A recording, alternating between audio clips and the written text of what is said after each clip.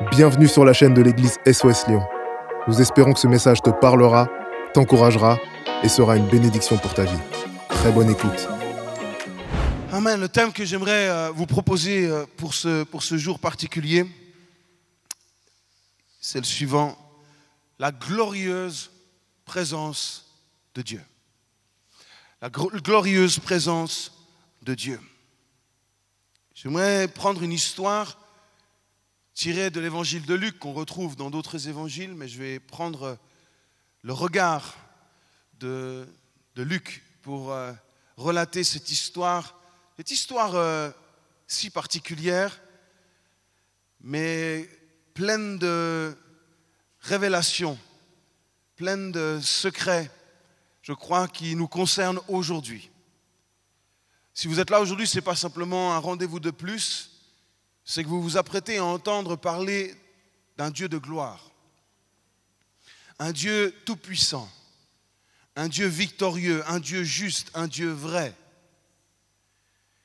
Et la glorieuse présence de notre Dieu est celle qui nous change, qui nous façonne, qui ne permet que nous ne restions pas comme nous sommes aujourd'hui. Et on va lire dans l'évangile de Luc, chapitre 9, verset 28. Vous êtes avec moi? Très bien. Jésus prit avec lui Pierre, Jean et Jacques, et il monta sur la montagne pour prier. Pendant qu'il priait, l'aspect de son visage changea et son vêtement devint d'une éclatante blancheur. Est-ce que vous avez déjà lu ce texte ou entendu parler de ce texte sur la transfiguration? Ça vous dit quelque chose? Ok, très bien, on va regarder ça ensemble. On voit que Jésus là prend de manière intentionnelle 3 de ses disciples, il ne prend pas les 12, il en prend 3. 3 pour aller prier.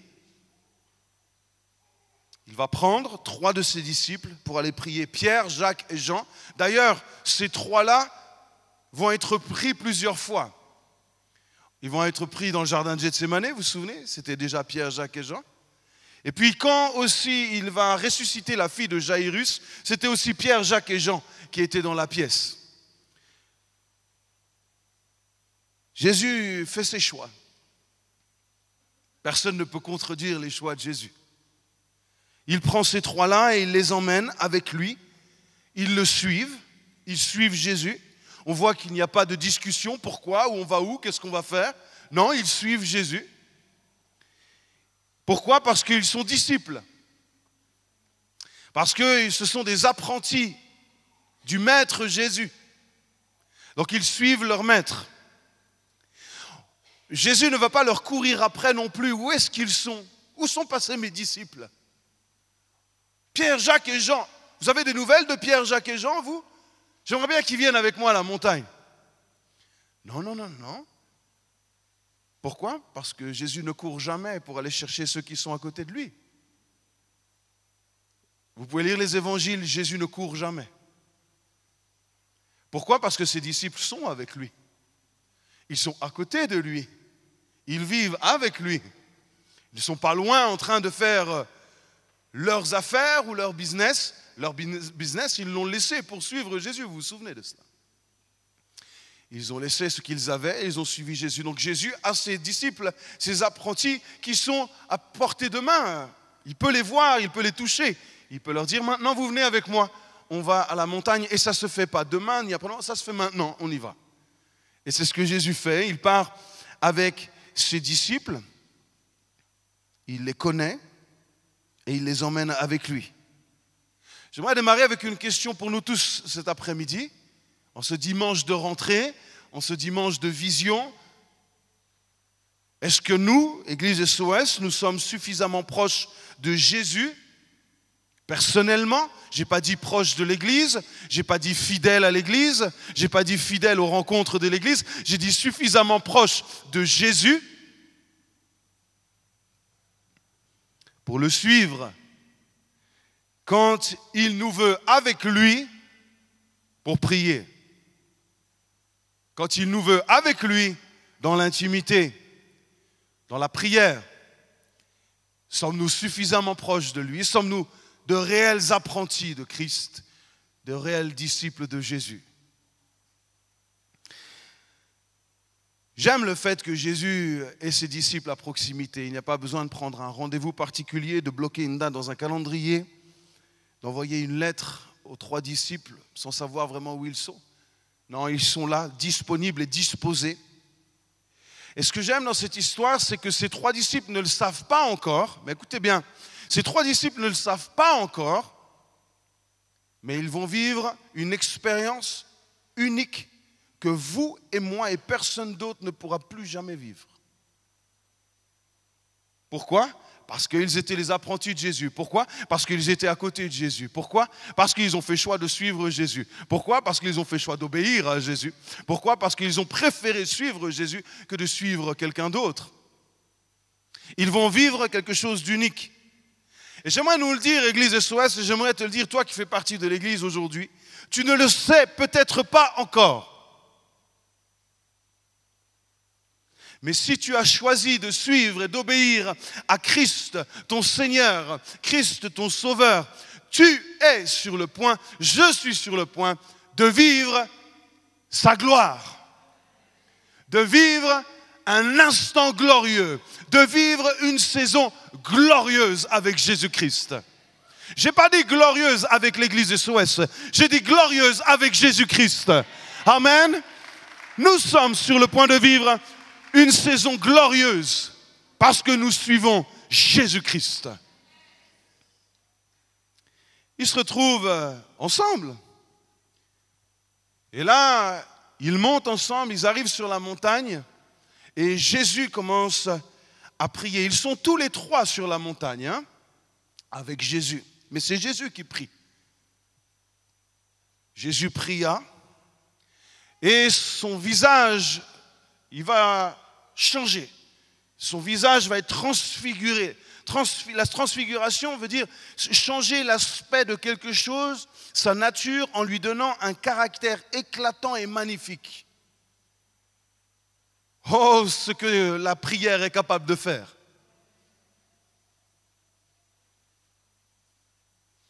Changer même l'aspect physique de quelqu'un. Rayonnant, rempli de la gloire de Dieu. Ils sont tous les 3 sur cette montagne. Notez bien, vous savez, on ne se retrouve jamais au sommet d'une montagne par hasard. Vous n'êtes jamais réveillé au sommet du Mont Blanc. Comme ça. Juste même en y pensant très très fort. Même en y rêvant. J'ai déjà rêvé moi un jour de monter le Mont Blanc. Mais ça reste qu'un rêve. Pour changer ce rêve, en réalité, il y a beaucoup de choses que je dois préparer, que je dois faire. Et vous êtes tous d'accord avec cela. Et je pense, vu mon état physique actuel, pourquoi vous rigolez?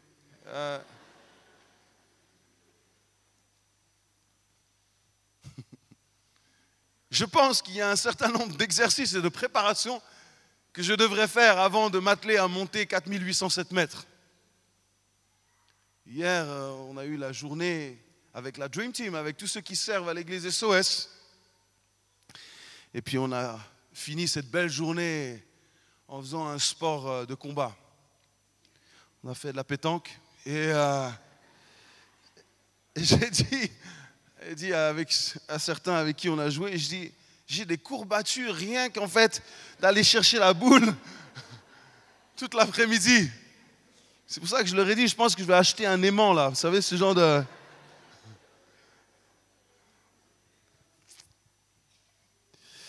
On ne se retrouve jamais au sommet d'une montagne par hasard, les amis. Ils se sont retrouvés là, pourquoi? Parce qu'ils ont suivi Jésus. Ils ont obéi à Jésus. Ils ont marché avec Jésus. Peut-être ça a été compliqué de monter sur cette montagne, mais ils l'ont suivi. Jésus prend une résolution Et sa résolution est simple, c'est d'aller prier avec ses disciples dans un lieu loin des agitations, loin des distractions de cette foule parfois qui l'oppressait.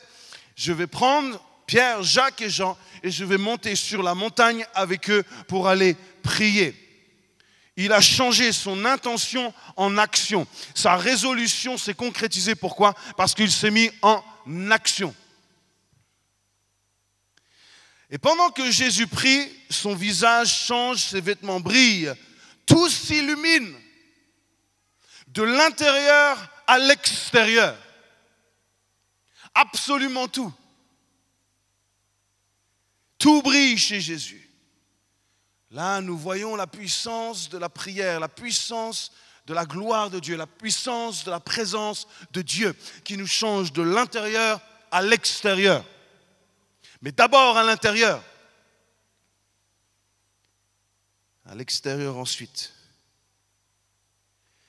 Et là, écoutez ce qu'il y est dit ensuite, au verset 30. Et voici, pendant ce temps de prière, 2 hommes s'entretenaient avec lui, avec Jésus. Donc ces 2 hommes, ce n'est pas ni Pierre ni Jacques, c'est aucun des 3, mais il y a 2 hommes qui discutent avec Jésus pendant ce temps de prière. C'était qui? C'était Moïse et Élie, qui apparaissent dans la gloire et qui parlaient de son départ qu'il allait accomplir à Jérusalem. Voilà un épisode assez perturbant, n'est-ce pas? On est dans un temps où Jésus monte avec ses disciples, il prie, ses disciples sont là, ils regardent le maître prier, ils écoutent probablement le maître prier, et soudainement, 2 autres hommes apparaissent dans ce temps de prière, Moïse et Élie, qui, on le sait, sont morts depuis bien longtemps. Et pourtant, ils sont là, les 2, avec Jésus. Enfin, ils sont morts. Dieu les a enlevés, ils n'ont jamais été enterrés sur la terre, ces 2-là. Moïse et Élie n'ont jamais été enterrés ici. Dieu les a enlevés. Et là, ils apparaissent les 2. Mais ce n'est pas étonnant que ce soit Moïse et Élie. Pourquoi? Parce que l'un va représenter la loi et Élie va représenter les prophètes. Tous les 2 ont annoncé la venue de Jésus. Ils se retrouvent là. Et qu'est-ce qu'ils font? Ils parlent avec Jésus. Oh, quand j'ai lu ça ces derniers jours, je me dis, mais ça c'est extraordinaire. C'est une dimension à laquelle je crois qu'il nous faut goûter davantage. C'est une chose de s'adresser à Dieu, mais c'est une autre de converser avec Dieu, de discuter, de parler avec lui. Il y a des gens qui pensent que la prière, c'est simplement monter nos prières d'un étage, mais la prière ne redescend jamais. Il n'y a pas d'échange, il n'y a pas de dialogue. Et là, Jésus a besoin d'être encouragé. Pourquoi? Parce qu'il sait qu'il doit aller à Jérusalem. Pourquoi? Pour mourir. Et donc Moïse et Élie viennent et ils encouragent Jésus. Allez, tu vas arriver à ta mission. Ils lui parlent. Ils s'adressent à lui. Et les disciples sont là. Ils voient cela. Pourquoi ils s'adressent à Moïse et Élie, à votre avis? Pourquoi Dieu a même envoyé Moïse et Élie parler à Jésus? Parce que Jésus était de la même nature que nous, il était homme à ce moment-là. Et la deuxième chose aussi, c'est que dans l'entourage de Jésus, personne ne pouvait comprendre ce qui attendait Jésus à Jérusalem. Personne ne pouvait aider Jésus dans cette situation. Seuls Moïse et Élie, qui avaient prophétisé ce que Jésus allait vivre, pouvaient encourager Jésus dans sa nature d'homme aussi à ce moment-là. C'est pour ça que Moïse et Élie sont descendus. Alors n'attendez pas que Moïse et Élie descendent dans votre appartement, ils ne descendront jamais. Ils ne viendront pas. Et il parle de Jésus, il parle à Jésus de son avenir, de son futur. Parce que personne ne peut comprendre dans l'entourage de Jésus ce qu'il attend. Et ça m'interpelle beaucoup parce que je crois au plus profond de moi, et j'aimerais vous encourager avec cette parole du Seigneur aujourd'hui, c'est que Dieu est concerné par notre futur. Dieu est concerné par ton avenir. Et il est très concerné par l'avenir aussi de son Église. De chaque pierre vivante qu'il a mis côte à côte, qu'il a assemblées les unes à côté des autres pour former cet édifice à sa gloire. Il est très, très, très concerné par chacune de nos vies et par notre avenir. Et d'une façon surnaturelle, il continuera à nous soutenir. C'est ce qu'il a fait pour Jésus. Et si nous choisissons nous aussi de mettre du temps à part, écoutez-moi bien en ce début d'année, c'est important ce que je dis maintenant pour la suite des mois qui viennent. Si nous choisissons de mettre du temps à part, pourquoi? Parce que nous n'arrivons jamais au sommet d'une montagne par hasard, parce que nous choisissons, nous disposons nos cœurs, nous prenons des dispositions pour prier, pour parler avec Dieu et vivre sa glorieuse présence, alors nous aurons la confiance dans cet avenir sûr et certain que Dieu a prévu pour nous. Alors nous saurons et notre cœur sera en paix, notre esprit sera apaisé dans sa présence, dans sa glorieuse présence. Mais nous devons faire ce choix. Je l'ai dit, il n'enverra pas Moïse ou Élie pour venir te parler, mais il a envoyé bien plus grand que Moïse et Élie, il a envoyé son Saint-Esprit.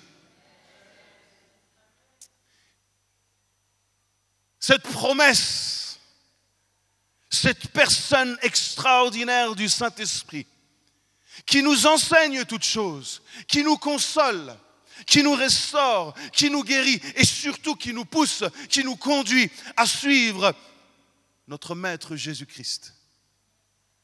Il a envoyé son Saint-Esprit. Et il a même dit que son esprit se répandra sur toute chair, sur hommes et femmes. Vos fils et vos filles prophétiseront, vos vieillards auront des songes. L'Esprit de Dieu sera à l'œuvre. Et je crois qu'il est à l'œuvre. Je crois que l'Esprit de Dieu est à l'œuvre. Et que nous devons prendre sérieusement, à cœur l'œuvre du Saint-Esprit dans nos vies pour vivre la gloire de Dieu. Nous ne vivrons jamais la gloire de Dieu par hasard. Celui qui frappe, je lui ouvrirai. Celui qui demande, je lui donnerai. Celui qui cherche, trouvera. Sommes-nous suffisamment affamés et assoiffés de la gloire de Dieu pour venir chercher, frapper, demander sans cesse, sans cesse, sans cesse, sans cesse, jusqu'à ce que Dieu nous change. Il va envoyer son Saint-Esprit et il l'a déjà fait pour tous ceux qui croient. Vous pouvez recevoir la puissance du Saint-Esprit. Et puis je crois aussi que Dieu est grand et il sait que parfois, comme Jésus, nous avons besoin d'être encouragés par des gens de la même nature que nous. C'est pour ça que nous sommes un corps. Il y a des hommes et des femmes de foi à nos côtés pour pouvoir nous aider et nous accompagner dans les moments les plus parfois compliqués de notre vie. Dieu place des hommes et des femmes, nous sommes dans un corps pour nous parler, pour nous encourager, pour nous accompagner. Pourquoi? Parce que Dieu veut te voir réussir, mais ta réussite ne dépend pas uniquement de ta volonté. Ce n'est pas simplement moi je veux réussir, c'est dépendre de la volonté de Dieu et des gens que Dieu va mettre autour de toi pour ta réussite. J'aimerais te dire, tu ne réussiras jamais, jamais, jamais, jamais, jamais, jamais seul. Jamais.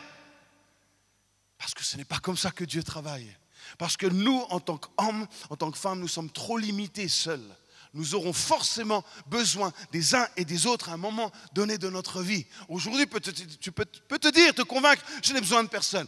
Mais je t'assure que le jour viendra où tu auras besoin de quelqu'un, comme Jésus a eu besoin de quelqu'un pour prier, le soutenir. Tiens bon, tu vas aller à Jérusalem. Oui, tu vas passer par toutes ces souffrances, mais tu vas ressusciter. Tu vas traverser la croix. Tu ne vas pas mourir sur cette croix uniquement, mais tu ressusciteras le 3e jour. C'est écrit, Jésus, ne doute pas. Allez, vas-y. Tu es la parole. Et on est là pour te soutenir. Alors tu as besoin de l'Esprit de Dieu et tu as besoin d'hommes et de femmes, de frères et de sœurs, dans la foi, à tes côtés, comme Jésus. Je continue, mon dernier point, dans Luc chapitre 9, on continue l'histoire. Ça vous intéresse? On continue un petit peu dans cette histoire. Allez, Pierre et ses compagnons donc Pierre, Jacques et Jean. Écoutez bien ça. Alors ça c'est fantastique. Étaient appesantis par le sommeil. Ça ne vous rappelle pas quelque chose aussi dans le jardin? Ah. Et là, ils sont là, ils ont du mal à garder les yeux ouverts. Mais à un moment donné, il y a comme un sursaut. Finalement, ils se réveillent, ils reviennent à eux-mêmes et ils voient la gloire de Jésus et les deux hommes qui étaient avec lui. Les 3 disciples sont là, mais dans ce moment glorieux, dans ce moment de gloire unique, ils s'endorment. On pourrait se dire quand même, s'endormir pendant un moment pareil. S'endormir quand Matt prêche, ok. Mais quand Jésus est là dans la gloire, quand même. Quand même. Et dans le jardin, quand même. Comment vous pouvez vous endormir quand le maître a besoin de vous? Certaines traductions disent même qu'ils se sont endormis profondément. Il y a une sorte de débat un peu théologique sur est-ce qu'ils dormaient vraiment profondément, est-ce qu'ils étaient à moitié endormis. En tout cas, la réalité, j'aime cette version qui dit qu'ils étaient comme affalés. En fait, ils n'avaient pas du tout la posture qu'il fallait dans ce moment-là. Ils n'avaient pas du tout la bonne attitude, même corporelle, dans ce moment-là. Quand tu vis la gloire de Dieu, tu ne peux pas être affalé.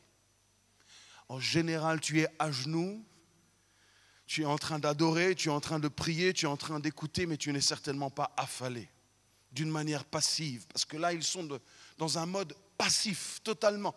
Ils ne saisissent pas, ils sont présents, mais ils ne sont pas connectés spirituellement. Ils sont présents physiquement, mais il n'y a pas de réveil spirituel. Leur esprit n'est pas du tout connecté à ce que Jésus est en train de vivre à ce moment-là et en train de leur montrer à ce moment-là. Comme quoi, parfois, on peut être dans des endroits où c'est glorieux, où la gloire de Dieu se manifeste, où Jésus se révèle, des hommes sont sauvés, des gens sont guéris. Et pourtant ne pas avoir la bonne posture. Et passer complètement à côté de ce que Dieu est en train de vouloir nous révéler. Quelle attitude nous avons, Église SOS, aujourd'hui? Quelle posture nous allons avoir à partir d'aujourd'hui?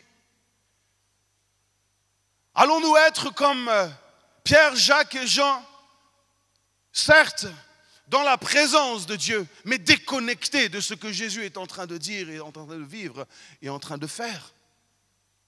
C'est possible. Là, c'est écrit ici. C'est possible d'en être là aujourd'hui. Cette semaine, c'était la rentrée pour les enfants, puis notre petite dernière Lisa est rentrée au collège, et puis elle a repris mardi. Et lundi soir, quand je suis rentré à la maison, au moment d'aller me coucher, j'ai vu un petit post-it posé sur notre lit. Et sur ce post-it, il était écrit la chose suivante. Coucou papa,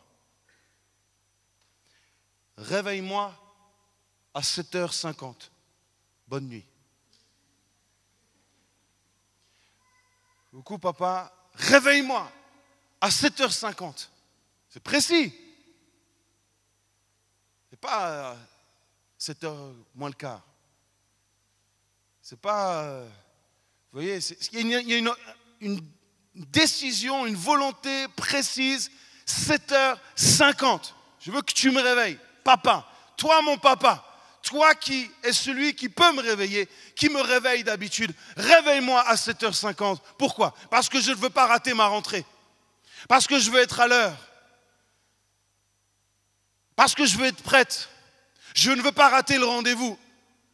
Je ne veux pas passer à côté de ce premier jour important. Réveille-moi, papa. Bon, la réalité, c'est que quand je me suis levé bien avant 7h50, elle était déjà debout. Parce que la rentrée, ça excite. Elle s'était réveillée bien avant le réveil. J'aimerais vous dire, quand l'église est réveillée, elle arrive en chantant bien avant que l'église commence. Bien avant. Elle n'attend pas que le programme commence. Elle n'attend pas que quelqu'un commence les chants. L'église vient en chantant et pas pour chanter. Vous savez que ça, c'est les choses que j'attends de vivre. Depuis des années, je prie qu'un jour, mes yeux voient cela, que mes oreilles entendent cela, qu'on expérimente cela. Mais il y a une prière à faire. Papa, réveille-moi. Papa, réveille-moi. Et je crois que c'est une prière que nous devons faire tous les jours. Pas juste le jour de la rentrée, chaque jour. Papa, réveille-moi. Ce jour-là, j'avais un post-it parce que c'était important. Mais je peux vous assurer que tous les soirs, elle vient me voir. Elle me dit, papa, demain tu me réveilles à telle heure. Papa, demain tu me réveilles à telle heure. Pourquoi? Parce qu'elle veut être prête. Elle ne veut pas rater son bus pour aller au collège. Elle veut être prête, elle va avoir le temps de se préparer pour pouvoir y aller. Mes amis, il est temps que cette prière se fasse entendre de nos cœurs et de nos bouches. Papa, réveille-moi. Réveille-moi. Réveille mon cœur, réveille mon âme, réveille mes désirs, réveille ma passion pour ton nom, réveille mon amour pour ta présence, réveille tout mon être. Réveille-moi, papa.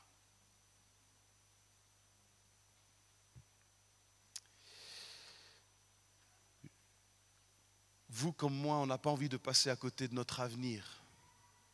Les choses que Jésus a prévues d'avance, préparées d'avance pour nous. Vous savez qu'il y a des choses qui sont prévues. La Bible le dit, il y a des œuvres qui sont prévues d'avance. En quelque sorte, chaque jour qui passe, il y a des choses qui sont prévues pour nous. Chaque jour.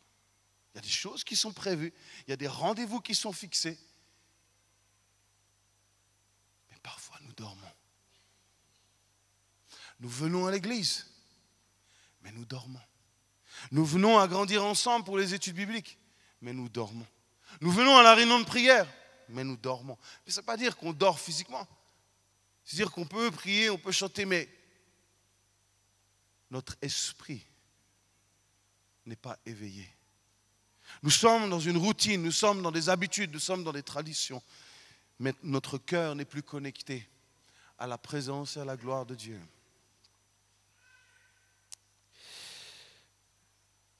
On peut parfois se qualifier même de chrétien et pourtant avoir une attitude d'affalé,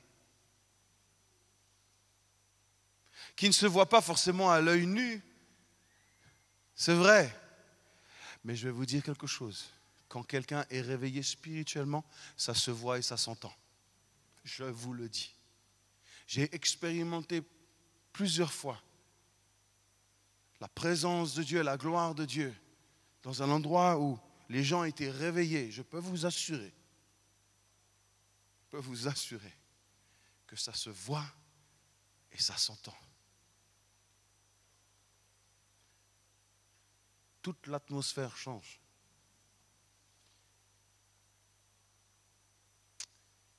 Quand vous rentrez dans un lieu et que la gloire de Dieu est là, vous êtes tout de suite face à la crainte de Dieu, la sainteté de Dieu, la grandeur de Dieu, la puissance de Dieu. C'est quelque chose qui ne s'explique pas, mais que vous vivez. Votre esprit se soumet à cette gloire de Dieu.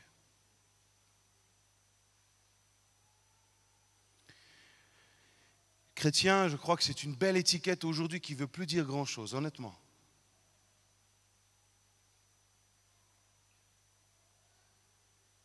Par contre, disciple, apprenti de Jésus, je crois que ça a beaucoup plus de sens aujourd'hui. Vous savez d'ailleurs que le terme chrétien n'apparaît que 3 fois dans le Nouveau Testament. Par contre, le terme disciple ou apprenti, plus de 260 fois. Pourquoi? Parce que nous sommes appelés à vivre en tant que disciples, à suivre Jésus. à vouloir et désirer la gloire de Dieu dans notre vie et au travers de nos vies. Je crois qu'on peut venir dans la présence de Dieu sans pourtant vivre la présence de Dieu. Et la présence de Dieu, vous savez, ce n'est pas comme quelque chose que vous prenez, que vous enlevez. Non, une fois que la présence de Dieu est là, elle est là. Et vous l'avez le lundi, vous l'avez le mardi, vous l'avez le mercredi, vous l'avez le jeudi, et puis tous les jours de la semaine, semaine après semaine, la gloire de Dieu est là. Pourquoi? Parce que le Saint-Esprit est là, parce que vous prenez conscience que Jésus est là, et vous honorez la personne de Jésus, vous commencez à adorer Jésus dans vos maisons, vous commencez à prier, vous commencez à prendre du temps, vous prenez des résolutions pour rencontrer celui qui est venu vous chercher, celui qui nous a changés, transformés, façonnés, et qui nous transforme de gloire en gloire. Et on prend du temps, on dispose du temps. Pourquoi? Pour vivre de gloire en gloire. Que cette présence de Dieu grandisse encore et encore et encore. Mais la réalité, c'est que nous vivons dans une génération qui n'a plus le temps. Ou plutôt qui ne prend plus le temps, ou qui ne choisit pas les bonnes priorités. Ils sont présents de corps, mais plus connectés par l'esprit. Ce qui est fou, c'est que sur les trois, il n'y en a pas un qui a rattrapé l'autre. Vous avez noté ça? Comme dans le jardin. Ils sont trois, mais les trois dorment, et puis il n'y en a pas un qui dit hey, oh, quand même. Pas un, les trois. Pouf. Ça, c'est aussi intéressant. Attention aux petits groupes qui dorment. Attention aux petits groupes qui dorment. Entoure-toi de ceux qui sont réveillés. Sinon, tu vas dormir comme eux. Choisis bien avec qui tu passes ton temps. Choisis bien tes amis dans la foi. Parce qu'il y a ceux qui dorment et ceux qui sont réveillés. Et sans même t'en apercevoir, tu vas dormir comme les autres. Tu vas parler comme les autres. Et généralement, ceux qui dorment sont souvent ceux qui dorment. Vous voyez, il y a un 3 contre 3 dans cette histoire. Il y a les 3 disciples, et puis il y a Jésus, Moïse et Élie. Ceux qui sont dans la gloire de Dieu et qui honorent la gloire de Dieu, ils parlent d'avenir. Ils parlent de ce qui vient. Ils parlent du futur. Ils parlent des projets de Dieu. Ils ont ça dans la bouche, les projets de Dieu qui viennent. Ce qui vient, pas ce qui est passé, ce qui vient, ce qui arrive. Devant, regardons devant. Motive-toi, avance, prends courage. Et puis il y a les 3 qui dorment. 3 qui dorment. Ils sont là. Qu'est-ce qui se passe ici? Qu'est-ce que c'est que ça? D'ailleurs, on n'a pas le temps, mais ils ne comprennent rien à ce qui se passe. Pierre va dire, on devrait faire 3 tentes. Une pour toi, Jésus, une pour Moïse, une pour Élie. Jésus dit, toi, tu n'as vraiment rien compris à ce qui se passe maintenant. Tu n'as rien compris. Tu veux dresser une tente maintenant ici. En fait, il veut rester ici. Il veut vivre un instant de gloire et il veut se dire, c'est notre moment à nous. Comme ça, on pourra raconter ça aux autres. On était dans des tentes avec la gloire de Dieu. Jésus dit, remballe toute cette idée. Tu vas redescendre avec moi dans la vallée, là. Il n'a rien compris. Pas du tout compris ce qui se passait. Il était présent, mais il n'a pas compris. Il n'était pas éveillé spirituellement. Choisis bien ton groupe. Je suis désolé de le dire, mais dans l'église, il y a des groupes. Il y a ceux qui dorment et ceux qui sont réveillés. Ma prière, c'est que ceux qui sont réveillés soient beaucoup plus nombreux et majoritaires. Pourquoi? Pour encourager ceux qui dorment, pour donner envie à ceux qui dorment, pour animer une sainte jalousie dans le cœur de ceux qui dorment. J'aimerais vivre ce qu'ils vivent. J'aimerais vivre leur vie. J'aimerais découvrir ce qu'ils découvrent. Choisis bien ton groupe de 3. Alors, cet après-midi, il nous faut quoi? Un esprit bien éveillé dans la prière pour se tenir sur la montagne pour prier. Papa, réveille-moi. Réveille-moi, papa. Je suis complètement endormi, anesthésié par les circonstances et les choses de ce monde. Réveille-moi. Voilà.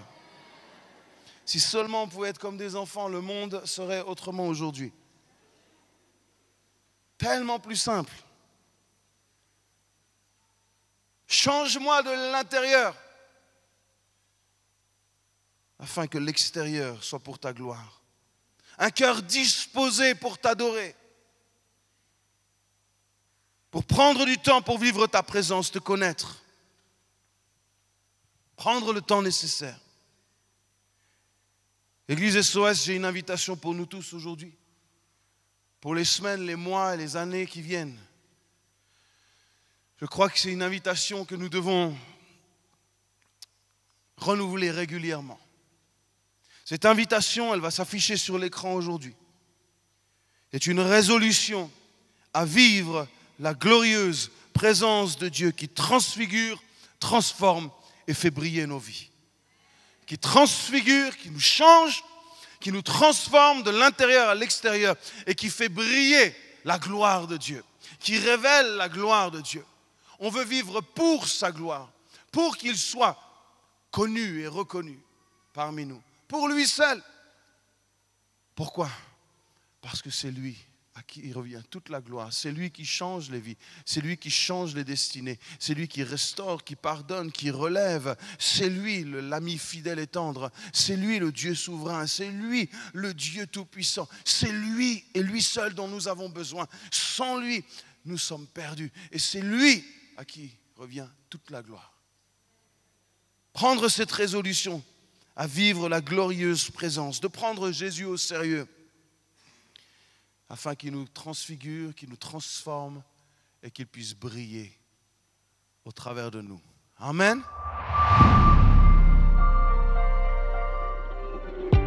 Merci d'avoir pris le temps d'écouter ce message. Si tu n'as pas encore d'église, rejoins-nous et toutes les informations sont disponibles sur notre site internet églisesoslyon.com. À bientôt.